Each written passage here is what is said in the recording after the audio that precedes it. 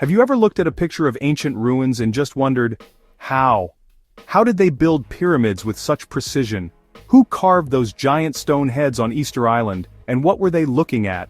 All around the world there are whispers of forgotten places and mysterious artifacts that just don't seem to fit the official story of our past. It's a global mystery, a puzzle with thousands of missing pieces scattered across deserts, hidden deep in jungles, and even submerged beneath the waves. These aren't just old rocks, they are the last echoes of entire worlds that rose and flourished, and then vanished from history, leaving us with more questions than answers. It's the kind of stuff that keeps me up at night, and I bet it does for you too. These questions pull at a very human part of us, the part that loves a good story, and an even better mystery. We find strange objects like the Antikythera mechanism, an ancient Greek computer so complex it shouldn't exist for its time. We uncover sprawling cities where we thought there was only wilderness. Who were these people? What did they know that we've forgotten? The history we learn in school often feels like a straight line, a neat progression from cavemen to us. But the truth is, history is messy. It's full of dead ends, false starts, and entire chapters that were ripped out and lost to time, leaving us to piece together the narrative from the faintest of clues. The scale of these mysteries is staggering. Think about it. We have maps of Mars that are more detailed than our maps of the ocean floor. Let's gear up and find out. When we talk about a lost civilization, it sounds like something straight out of an adventure movie, right? You might picture a city of gold disappearing overnight in a flash of light. While that's great for the big screen, the reality is often a bit different, but no less fascinating. A lost civilization is simply a society that has vanished from historical memory. These aren't just small tribes or villages that moved on. We're talking about large, complex cultures with cities, governments, art technology that, for one reason or another, collapsed and were forgotten by the wider world for centuries, sometimes even millennia. They left the stage of history without leaving a clear note explaining where they went. The lost part is key. The people themselves didn't necessarily vanish into thin air. Their descendants could be living right next door, completely unaware of their incredible ancestry. What was lost was the collective knowledge, language beliefs, societal structure, their place in the grand timeline of human history.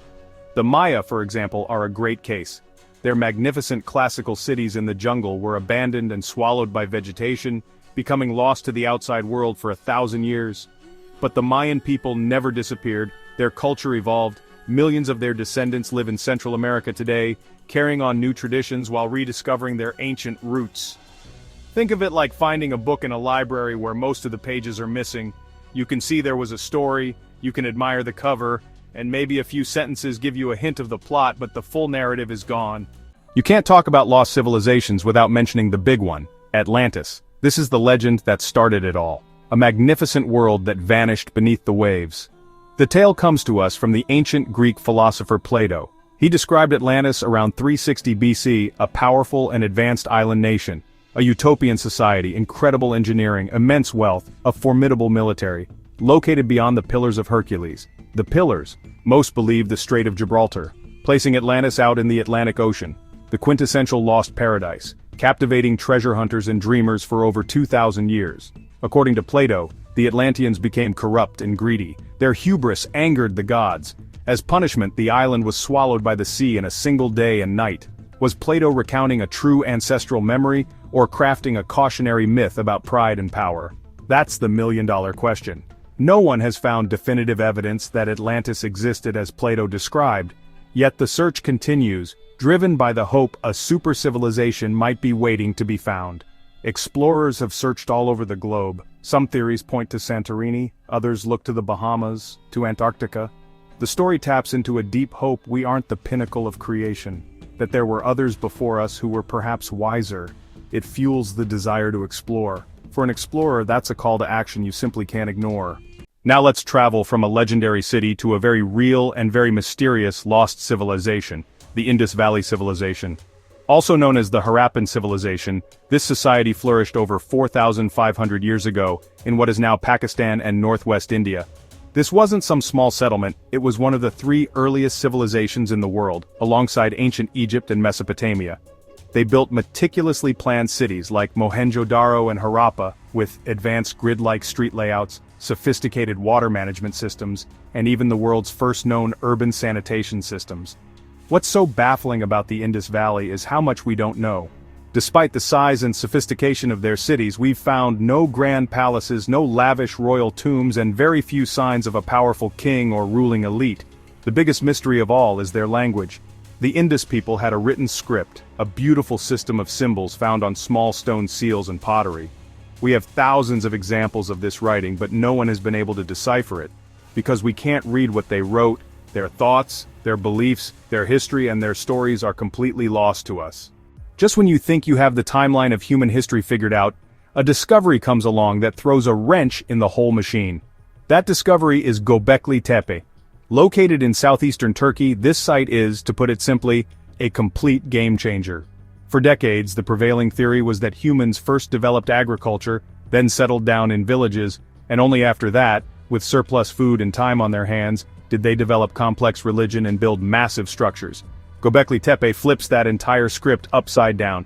Dated to over 11,500 years ago, Göbekli Tepe is mind-bogglingly old. To put that in perspective, it was built before the invention of pottery, before writing, before the wheel.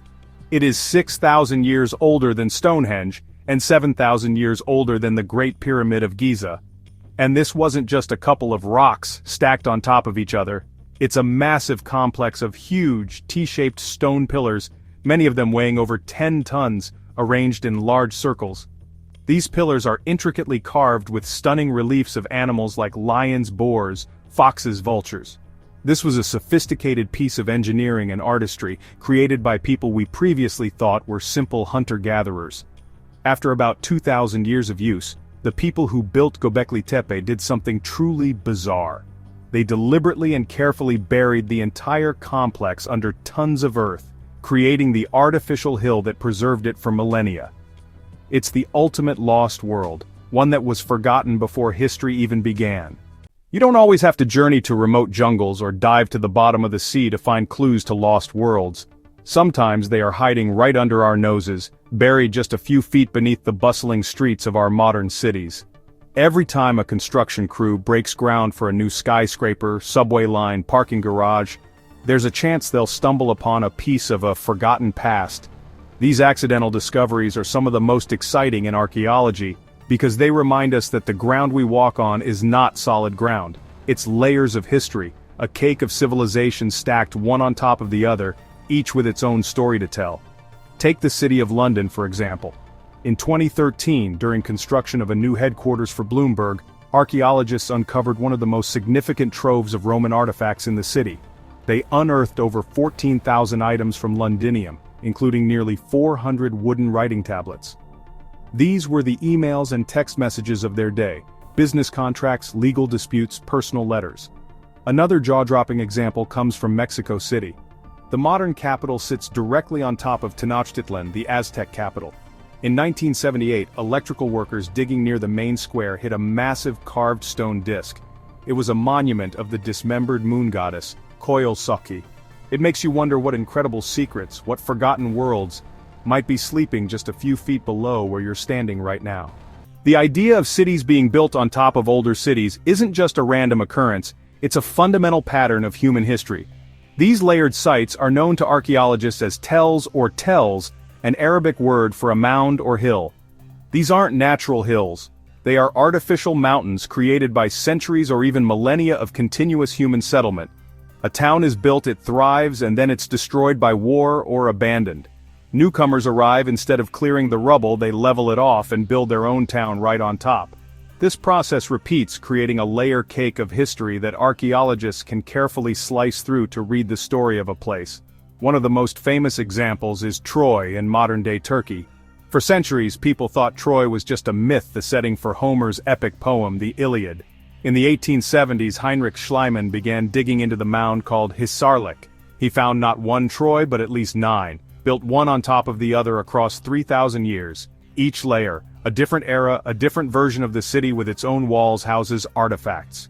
We are simply the current residents adding our own layer to the great story of civilization. So what happens? Why does a great civilization with sprawling cities, advanced art, and complex social structures just vanish off the map? It's usually not one catastrophic event, but a death by 1,000 cuts. A combination of factors that, over time, cause a society to unravel and collapse. One of the most common culprits is climate change. So many ancient civilizations were intricately tied to their environment, dependent on predictable rains and river flows for their agriculture. When the climate shifted, even by a little, it could spell disaster. For the ancestral Puebloans of the American Southwest, a prolonged period of severe drought in the late 13th century made farming impossible in their cliff dwellings like Mesa Verde, forcing them to abandon their homes. Of course, human conflict is another major factor. War can bring a swift and brutal end to a civilization. The Aztec and Inca empires were not fading away. They were vibrant and powerful right up until the Spanish conquistadors arrived with steel weapons, horses, and most devastatingly, diseases. Discovering these lost worlds does something profound to us. It changes our perspective on who we are and where we stand in the grand narrative of humanity. The search for lost civilizations is a search for ourselves. More lost worlds under sand and sea. Our story is still being written. The greatest discoveries are still out there waiting. The adventure is far from over.